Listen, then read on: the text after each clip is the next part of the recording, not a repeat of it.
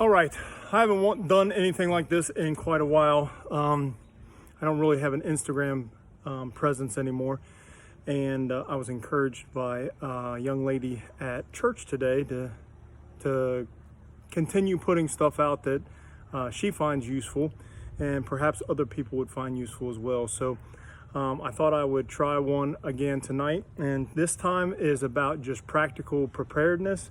I've been doing quite a few different things to try to prepare for any kind of thing that might happen, any kind of hiccup in the supply chain or whatever. And so one that I've been spending a little bit of time on and got a pretty good system down, I think, that's pretty practical, pretty efficient financially, and is for fuel. And so what I've started doing is these are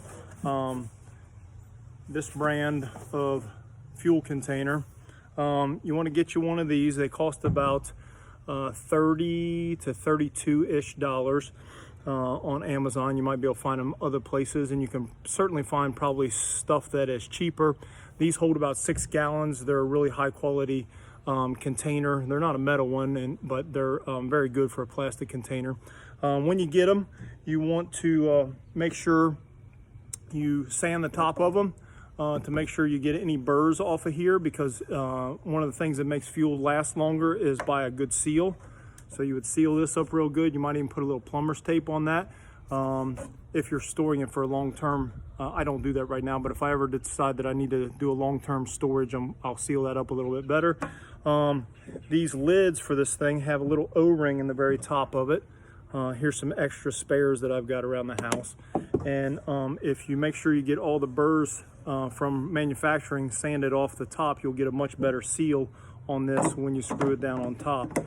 And so now you've got 6 gallons for me and my big truck. It gets about 13.5 miles to the gallon. 6 gallons doesn't take me very far, but I've got more than one of these around the house, and many of you could get pretty far on 6 gallons of fuel, and you don't have to just have one. Maybe you invest in one of these every month. You fill it up, 6 gallons of fuel at like $3 a piece. Here we are at $18.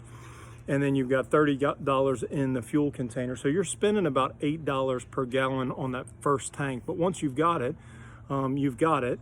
And if things get a little bit goofy, you're not standing in a long line. You still, if your car does 20 to 30 miles to the gallon, now you're going 120, 180 miles that you'll be able to get around back and forth to work while this hiccup works its way out in the supply chain. And so somebody might say, well, yeah, but like fuel only lasts so long. So one of the tricks that I've been doing is I take a little Sharpie marker, I'll show you right here, and just write the date right there on the side of it of when I fill it up. And then if it gets about 2 or 3 months old, I just fill my truck up with it, go to the gas station, and then instead of filling my truck up, I fill these back up. I write a new date on it.